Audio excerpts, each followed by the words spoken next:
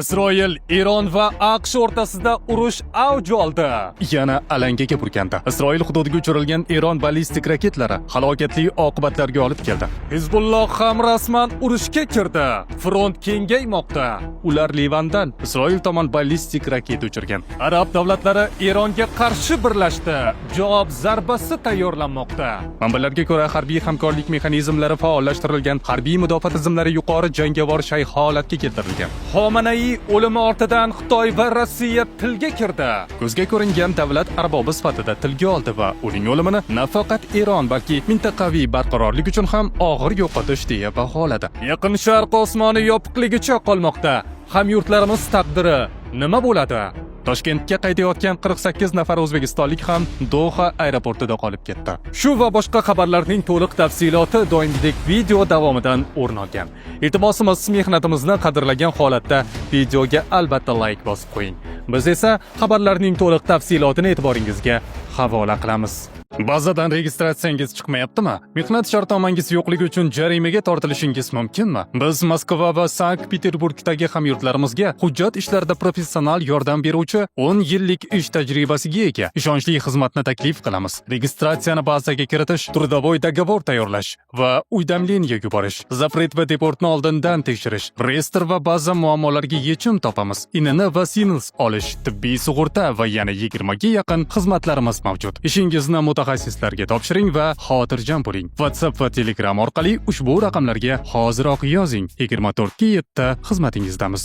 Dastur avvalida e'tiborga molik tasvirlarni siz tomon ulashmoqchimiz. Eronda oliy rahbar Oyatulloh Ali Xomanaiy bilan vidolashuv marosimlari o'tkazildi. Tehron va boshqa shaharlarda minglab odamlar motam libosida yig'ilib, marhumni so'nggi yo'lga kuzatmoqda.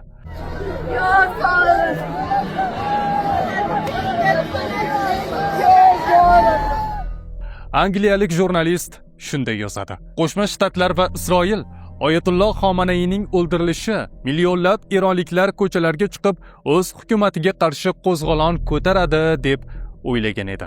Biroq ular kutganidek bo'lmadi. Minglab odamlar ko'chaga chiqib, motam tutish va Eron bayrog'iga sodiqlik bildirish uchun jam bo'lishdi. Trump Eronga qarshi urush 4 hafta yoki undan kamroq davom etishini e'lon qildi. Ko'rinishidan ular tuzumni tezda ag'darib tashlashning iloji yo'qligini tushuna boshlashdi. Yaqin Sharqda urush alangasi tobora balandlamoqda. Osmonni yorib o'tgan raketlar, vayron bo'lgan uylar va tinch aholining qurbonlari mojaroning yanada xavfli bosqichiga o'tganini ko'rsatmoqda. Eron va Isroil AQSh o'rtasidagi to'qnashuv endi ochiq harbiy qarama-qarshilikka aylangan. Zarbalar birin-ketin berilmoqda. Front esa tobora kengaymoqda. So'nggi hujumlar oqibatida Isroilda halok bo'lganlar bor. AQSh harbiylari orasida ham yo'qotishlar qayd etildi. Mintaqa esa katta urush yoqasida turibdi.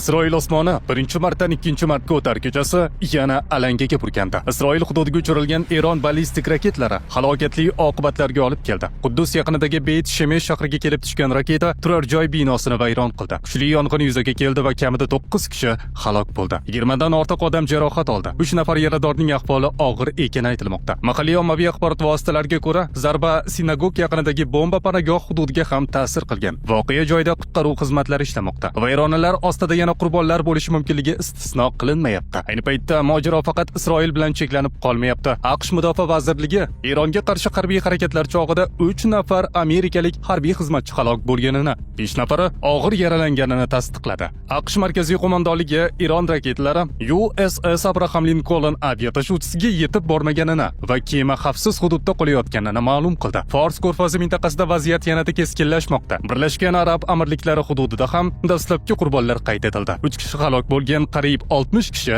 yaralangan. Eron tomonida esa halok bo'lganlar soni 100 nafardan ortiq deyilmoqda. Rasmiy ma'lumotlarga ko'ra, harbiy harakatlar boshlanganidan buyon yuzlab raketa va dronlar mintaqa havo kengliklariga kirgan. Bu esa urush fronti tobora kengayayotganidan darak bermoqda. Shu daqiqalarda esa jangovar harakatlar yanada avj olgan. Tehron va Eronning boshqa shaharlarida ham portlashlar yangramoqda. AQSh harbiy aviatsiyasi Siston Balujiston viloyatidagi Chabahar shahrida joylashgan Shahid Beheshti portiga zarba bergani haqida xabarlar tarqaldi. Shuningdek, Eron davlat televideniyasi iri binosi ham bombardimon qilingani aytilmoqda. Isroil armiyasi Eronga yangi zarbalar to'lqinini boshlaganini ma'lum qildi. Saharlab Tehronda birdaniga bir nechta kuchli yong'in sodir bo'lmoqda. Isroil harbiy havo kuchlari Dahiye tumani va Beyrut xalqaro aeroportiga ham zarba berdi. Urushga rasman Hizbulloh kuchlari ham qo'shildi. Ular Livandan Isroil tomon ballistik raketa uchirgan. Donald Tramp AQShning Eronga qarshi operatsiyasi rejadan oldinda ketayotganini bildirib, 48 nafar yetakchi bir zumda yo'q qilindi deya bayonot berdi. U o'zining Truth Social tarmog'iga joylagan so'nggi bayonotida AQSh kuchlari Eronning 9 ta kemasini yo'q qilganini va cho'ktirganini ma'lum qildi. Uning so'zlariga ko'ra, bu kemalarning ayrimlari nisbatan yirik va strategik ahamiyatga ega bo'lgan. Qolganlari ham nishonga olingan va yaqin vaqt ichida yo'q qilinishi mumkin. Shuningdek, Tramp boshqa bir zarba natijasida Eron dengiz shtabiga ham jiddiy talafot yetkazilganini bildirgan. Biroq u ayni paytda Eron harbiy dengiz kuchlarining faoliyatini ham e'tirof etib, ularning jangovar tayyorgarligi va harakatlarini yuqori baholaganini qo'shimcha qilgan. Benyamin Netanyahu esa Isroil yaqin kunlarda Eronga zarbalarni yanada kuchaytirishini ma'lum qildi. Qo'shinlarimiz Tehron markaziga tobora shiddat bilan zarba bermoqda va bu yaqin kunlarda yanada kuchayadi. Biz o'zimizning mavjudligimiz va kelajagimizni ta'minlash uchun armiya kuchini har qachongidan ham ko'proq safarbar qilmoqdamiz. Qo'shma Shtatlar bilan birgalikdagi sa'y-harakatlar bizga men 40 yildan beri intilayotgan maqsadni amalga oshirishga, ya'ni terror rejimiga qat'iy zarba berishga imkon beradi. Mintaqada vaziyat soat sayin o'zgarib bormoqda. Tomonlar o'zaro ogohlantirishlar va keskin bayonotlar fonida yangi zarbalarni davom ettirmoqda. Yaqin Sharq keng ko'lamli urush yoqasiga kelib qolgan va hozircha to'xtash alomatlari ko'rinmayapti. Yaqin Sharqda vaziyat misli ko'rilmagan darajada keskinlashmoqda. Eron tomonidan Saudiya Arabistoni va bir qator arab davlatlariga yo'llangan raketa hujumlari mintaqadagi siyosiy muvozanatni izdan chiqarib yubordi. Bu safar javob sukut bilan emas, balki ochiq va harbiy muvofiqlashtirilgan harakat bilan berilayotgani ayon bo'ldi. Arab poytaxtlarida favqulodda uchrashuvlar, yopiq eshiklar ortidagi muzokaralar va harbiy tayyorgarlik jarayonlari boshlangan. Saudiya Arabistoni valiahd shahzodasi Muhammad bin Salmon Eron hujumlarini ochiq tajovuz deb atadi va qirollik o'z hududi hamda mintaqaviy ittifoqchilarni himoya qilish uchun barcha choralarni ko'rishini ma'lum qildi. CNN nashriga ko'ra, valiahd shahzoda Fransiya prezidenti Emmanuel Macron bilan muloqot qilib, vaziyatning xalqaro xavfsizlikka ta'sirini muhokama qildi. Bu esa inqiroz endi faqat mintaqaviy masala emas, balki global kuch markazlari e'tiboridagi masalaga aylanganini ko'rsatadi. Shu bilan birga Abu Dhabi, Manama, Doha, Kuvayt va Ummon ham o'z pozitsiyasini aniq bildirdi. Birlashgan Arab Amirliklari prezidenti Muhammad bin Zoid Al Nahyan, Bahrayn qiroli Hamad bin Iso Al Khalifa, Qatar amiri Tamim bin Hamad Al Soni, Kuvayt amiri Mishal al-Ahmad al-Jabir al-Sabah va Iordaniya qiroli Abdulloh II ibn Husayn bilan o'tkazilgan telefon muloqotlari ortidan umumiy bayonotlar yangradi. Arab davlatlari suverenitetga tahdidni birgalikda qaytaradi. Manbalarga ko'ra, harbiy hamkorlik mexanizmlari faollashtirilgan, harbiy mudofaa tizimlari yuqori jangovar shay holatga keltirilgan. Fors ko'rfazi mintaqasida havo patrullari kuchaytirilgan, dengiz yo'llari nazoratga olingan. Bu oddiy diplomatik ogohlantirish emas, balki real harbiy javobga tayyorgarlik belgisi sifatida baholanmoqda. Arab davlatlari uchun masala faqat bugungi zarba emas. Gap mintaqadagi kuchlar muvozanati, energetik xavfsizlik va davlat suvereniteti haqida ketmoqda. Agar Eronning raketa siyosatiga qat'iy javob berilmasa, bu kelajakdagi yanada kengroq beqarorlikka yo'l ochishi mumkinligi ta'kidlanmoqda. Shu bois ham arab yetakchilari bir-biriga yaqinlashmoqda, o'zaro ishonchni mustahkamlashga urinmoqda. Tahlilchilar fikricha, ehtimoliy javob zarbasi faqat harbiy obyektlar bilan cheklanib qolmasligi, iqtisodiy bosimdan tortib hukumatni hujum yo'li bilan jilovlash choralarini ham o'z ichiga olishi mumkin. Bu esa mojaroning ko'p qirrali bosqichga o'tayotganini anglatadi. Arab davlatlarining hujum variantiga o'tishi bejiz emas. Eron shu kecha kunduzda arab davlatlaridagi AQSh bazalari bilan cheklanmasdan muhim infratuzilma obyektlariga qaqshatqich zarbalar berdi. Abu Dabida joylashgan Fransiya harbiy bazasi yaqinidagi Zayed port hududida kuchli portlashdan so'ng osmonga qalin tutun ko'tarildi. Port hududi strategik ahamiyatga ega bo'lib, u yerda xorijiy harbiy infratuzilma mavjud edi. Bu zarba nafaqat Birlashgan Arab Amirliklari, balki Yevropa mintaqalariga ham bevosita signal sifatida talqin qilinmoqda. Shu bilan birga bir vaqtning o'zida Eronning Shahid 136 dronlari Fors ko'rfazidagi Birlashgan Arab Amirliklariga tegishli neft platformasiga zarba bergani xabar qilindi. Energetika obyektining nishonga olinishi bu oddiy harbiy javob emas, balki global neft bozoriga bevosita bosim o'tkazishga urinishdir. Yana bir dron Amerikaning Kuvaytdagi harbiy bazasiga urilgani aytilmoqda. Bu esa mojaroning to'g'ridan-to'g'ri AQSh ishtirokidagi bosqichga o'tish xavfini kuchaytiradi. Sharjada savdo markaziga dron zarbasi berilgani haqidagi xabarlar esa vaziyatni yanada dramatik tusga kiritdi. Yong'in chiqqani, ichkarida odamlar qolib ketgan bo'lishi mumkinligi aytilmoqda. Fuqarolik obyektlarining nishonga olinishi mintaqada vahima va g'azab to'lqinini kuchaytirmoqda. Fors ko'rfazi suvlarida esa yangi xavfli epizod yuz berdi. Ummon ko'rfazida Gulf Al Oman hududida harakatlanayotgan Skylight neft tankerida yong'in chiqqani xabar qilindi. Dengiz savdo yo'llarining beqarorlashuvi xalqaro yuk tashish va energetika ta'minotiga jiddiy tahdid solmoqda. Eron bu hujumlar qo'shnilarga emas, balki faqat va faqat Isroilga hamda Amerikaning yaqin sharqdagi harbiy bazalariga qarshi qaratilganini ta'kidlamoqda. Mintaqa hozir tarixiy burilish nuqtasida turibdi. Arab davlatlari o'rtasidagi birdamlik bayonotlari real harakatga aylanishi ehtimoli kuchli. Agar javob zarbasi amalga oshirilsa, bu yaqin sharqni katta urush o'chog'iga aylantiradi. G'arbga qarshi keskin bayonotlar nihoyat ochiq va baland ohangda yangray boshladi. Eron oliy rahbari Oyatulloh Ali Xomanayning o'ldirilishi ortidan dunyo siyosiy maydonida jimjitlik buzildi. Moskva va Pekin bu voqeani xalqaro huquqni oyoq osti qilgan harakat sifatida baholab, ochiqchasiga qoraladi. Ammo siyosiy bayonotlar ortida real harbiy yoki iqtisodiy diplomatik qadamlar turadimi yoki Xitoy va Rossiya sukutni afzal ko'radimi? Bugun dunyo aynan shu savolga javob kutmoqda. Vladimir Putin Eron prezidenti Masud Pezeshkian nomiga yo'llagan telegrammasida Ali Xomanayning o'ldirilishini insoniy axloq va xalqaro huquqning barcha normalarini buzgan holda sodir etilgan surbetlarcha qotillik deb atadi. Kreml e'lon qilgan rasmiy bayonotda Putin Oyatulloh Xomanayni Rossiya Eron strategik sherikligini shakllantirishda hal qiluvchi rol o'ynagan ko'zga ko'ringan davlat arbobi sifatida tilga oldi va uning o'limini nafaqat Eron, balki mintaqaviy barqarorlik uchun ham og'ir yo'qotish deya baholadi. Rasmiy ma'lumotlarga ko'ra, hujum misli ko'rilmagan ko'lamda amalga oshirilgan. Ramazon oyida nega vulkan mahsulotini iste'mol qilish kerak? Chunki organizm tozalanish mobaynida vulkan mahsuloti ta'sirlari boshqa oyga nisbatan kuchliroq va tezroq bo'ladi. Prostatadagi yallig'lanish, achishish, og'riq, peshobga tez-tez qatnash va jinsiy zaiflikni samarali davolaydi. Bizning nomimizdan qo'ng'iroq qiling va 30% chegirmalarga ega bo'ling. Mahsulot yetkazib berish O'zbekiston bo'ylab mutlaqo bepul. Qariyb 200 ga yaqin qiruvchi samolyot va 30 ta og'ir bomba ishtirok etgan operatsiya oqibatida Eron oliy rahbari va uning oila a'zolari halok bo'lgan. Bu tafsilotlar voqeani oddiy suiqasd emas, balki puxta rejalashtirilgan va keng ko'lamli harbiy amaliyot sifatida talqin qilishga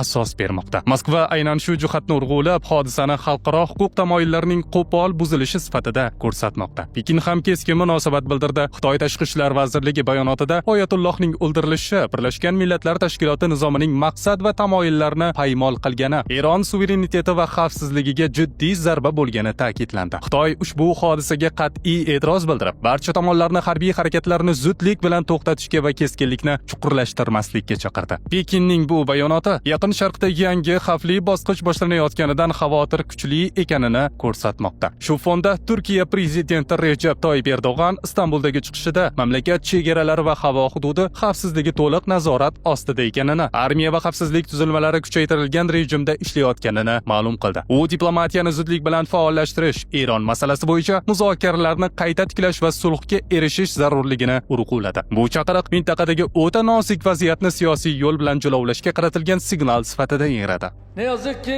Biz bugungi Eron suverenitetini ochiqdan ochiq buzuvchi hamda do'st va qardosh Eron xalqi tinchligiga tahdid soluvchi hujumlarni qoralaymiz. Isroilning provokatsiya operatsiyalari bilan boshlangan Amerika-Isroil hujumlaridan chuqur qayg'udamiz va xavotirdamiz. Bilasizki, biz uzoq vaqt davomida kelishmovchiliklarni muloqot yo'li bilan hal qilish uchun ulkan sa'y-harakatlarni amalga oshirdik. Mintaqamizdagi boshqa davlatlar ham qo'llaridan kelgan barcha ishni qildilar. Biroq tomonlar o'rtasidagi ishonch inqirozni yengib o'tib bo'lmadi. Shuningdek, Isroilning jarayonni barbod qilishga bo'lgan davomiy urinishlari sababli kutilgan natijaga erishilmadi.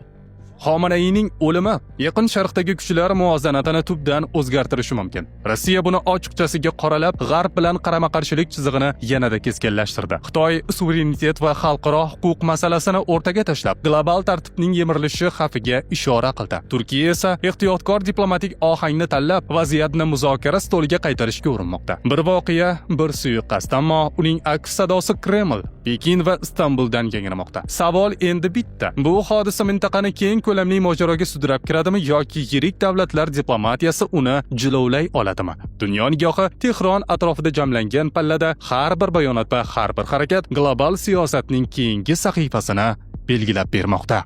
Yaqin Sharq bo'ylab davom etayotgan harbiy harakatlar tufayli 2-mart kuni ham aeroportlar yopiqligicha qoldi.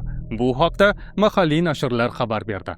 Isroil, Qatar, Suriya, Eron, Iroq, Kuvayt, Bahrayn va Birlashgan Arab Amirliklari o'z havo hududini yopgan. Emirates Airlines aviakompaniyasi Dubayga va undan qaytadigan barcha reyslarni kamida 1-mart kuni tushgacha ham to'xtatgan. Qatar Airways ma'lumotlariga ko'ra, Qatar aeroporti kamida 2-mart tongigacha yopiq bo'ladi. Eron va Isroil ham o'z havo hududlarini noma'lum muddatga yopgan.